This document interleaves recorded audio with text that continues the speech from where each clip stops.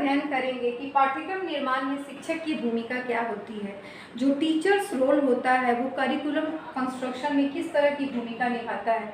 चूँकि हम जानते हैं कि पाठ्यक्रम का जो निर्माण होता है और जो नियोजन होता है, जो संचालन होता है और मूल्यांकन होता है, याद रखिएगा जो प्लानिंग हम करते हैं उसका निर्माण करते हैं, प्लानिंग करते हैं, जो संचालन किया जाता है, कोऑर्डिनेट किया जाता है और साथ ही साथ इवैल्यूएशन, इन चारों प्रक्रियाओं में शिक्षक की बहुत ही महत्वपूर्ण भूमिका होती है। शिक्षक ही होता है जो पाठ्यक्रम में विभिन्न प्रकार के तथ्यों, प्रसंगों, नियमों को खोज करके जिस चीज़ की ज़रूरत होती है उसको करिकुलम में डालने की कोशिश करता है। पाठ्यक्रम में बालक की रुचि, आवश्यकता, अभिक्षमता, मनोवृत्ति और देश काल की परिस्थिति को ध्यान में रख करके पाठ्यक्रम की विषय वस्तु का निर्धारण किया जाता है। तो टीचर जो होता है अच्छी तरह से उसको साइकोलॉजी पता होती है कि बच्चों को किस चीज़ की ज़रूरत है और किस चीज़ की नहीं ज़रूरत है, क्योंकि टीचर हमेशा चाहता है कि बच्चों को इस तरह का नॉलेज प्राप्त हो जिसमें वो प्रैक्टिकल नॉलेज के साथ साथ, मतलब जो थ्योरेटिकल नॉलेज के साथ साथ सैद्धांतिक ज्ञान के साथ साथ इस तरह का ज्ञान प्राप्त करे जो उसके जीवन में उपयोगी हो। तो टीचर इस बात में बहुत ही महत्वपूर्ण भूमिका निभाता है, क्योंकि टीचर ही वह होता है जो प्लानिंग करेगा, ठीक है, उसका निर्माण करेगा, उसका संचालन करेगा और साथ ही साथ उसका मूल्यांकन भी करेगा। तो ये 4 प्रकार की क्रिया याद रखिएगा: निर्माण करना, संचालन करना, मूल्यांकन करना और नियोजन करना। तो पहले निर्माण हो जाएगा, उसके बाद नियोजन, उसके बाद आपका हो जाएगा संचालन, फिर मूल्यांकन। तो हम जानने की कोशिश करते हैं कि जो टीचर के द्वारा जब भी करिकुलम ट्रांजेक्शन के कंस्ट्रक्शन की बात होती है तो किस किस मान्यताओं पर आधारित होती है, वो तो निम्नलिखित मान्यताओं पर आधारित होती है। जब भी एक टीचर करिकुलम का कंस्ट्रक्शन करेगा तो निम्नलिखित बातों पर ध्यान रखेगा। पहला, छात्रों की आवश्यकताओं की समझ। उसे छात्रों की आवश्यकताओं की समझ होनी चाहिए कि इस समय व्यक्ति जो छात्र हैं, जो उसके स्टूडेंट्स हैं, उसको किस तरीके से हम इन्वॉल्व करें कि वो एक्टिव होकर टीचिंग में भाग ले सके। तो उसकी आवश्यकताओं की समझ होगी, उसके अकॉर्डिंग हम करेंगे तब उसकी सक्रिय भागीदारी होगी।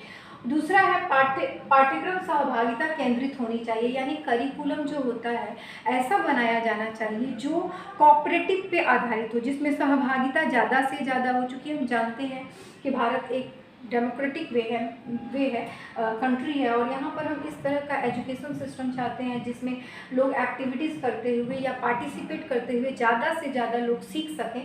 तो ये पाठ्यक्रम सहभागिता केंद्रित है। स्व अनुभव पर बल दें। एक टीचर जो होता है जब भी करिकुलम का कंस्ट्रक्शन करेगा तो इस तरह से करेगा कि बच्चे जो होते हैं सेल्फ एक्सपीरियंस से ज़्यादा सीख सकें, जो अस्थायी ज्ञान की प्राप्ति होती है, जिससे उनको परमानेंट नॉलेज की प्राप्ति होती है। उसके बाद समसामयिक बदलाव पर आधारित, देश और परिस्थिति के अनुसार जो होती है, परिस्थितियाँ जो होती हैं बदलती रहती हैं।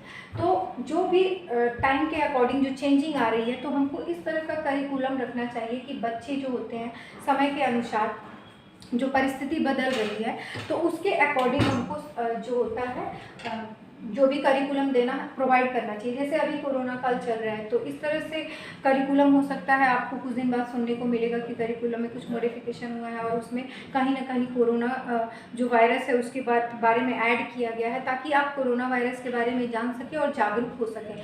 तो जो भी परिस्थिति बदलती रहती है, मैंने आपको बार बार बोला है ना कि मेरे टाइम में उतना कंप्यूटर एजुकेशन नहीं था, लेकिन अभी देखिए कंप्यूटर एजुकेशन एकदम हाइपर वे में है। तो कहीं ना कहीं ये समसामयिक बदलाव पर आधारित है। उसके बाद है रचनात्मक विकास पर ध्यान देना चाहिए।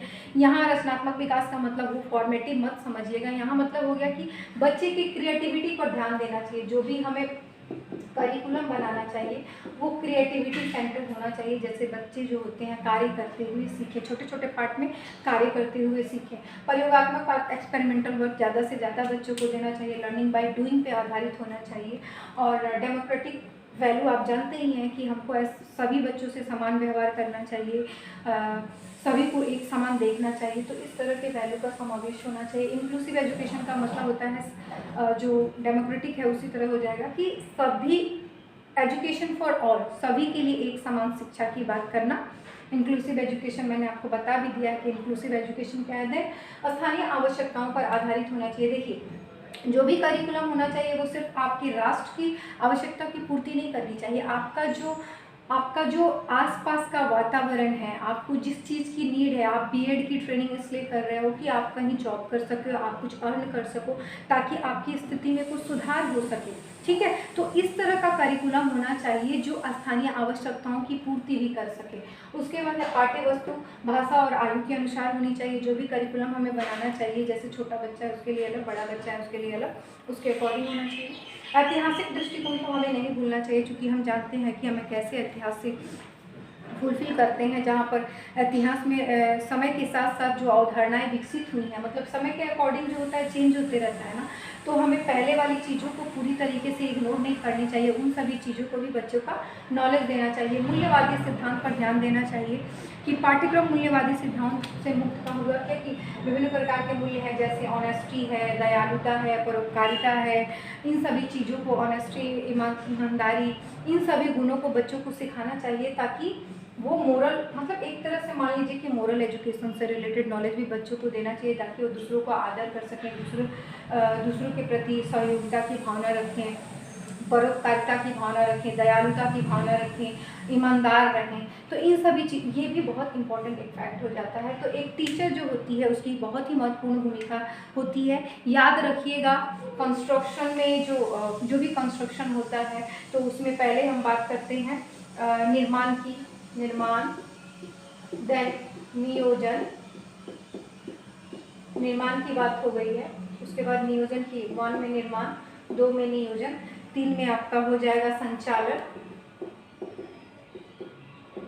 और 4 में मूल्यांकन, ठीक है। नियोजन जो भी आप कर रहे हो, निर्माण कर रहे हो, निर्माण, नियोजन, संचालन और मूल्यांकन, तो इसमें जो होती है टीचर की काफ़ी महत्वपूर्ण भूमिका होती है। इसीलिए टीचर की भी हम जो भी करिकुलम कंस्ट्रक्शन की बात करते हैं, उसमें कहीं ना कहीं टीचर की भूमिका काफ़ी महत्वपूर्ण होती है, क्योंकि टीचर ही तो पूरी तरह से संचालित करता है। तो वो भी, अगर उसको भी हम इन्वॉल्व करते हैं, तो वो पूरी तरह से बच्चों की आवश्यकताओं के अनुसार जो होती है करिकुलम कंस्ट्रक्शन में अपनी महत्वपूर्ण भूमिका निभाएगा। इसी के साथ ये समाप्त होता है। Thank you so much.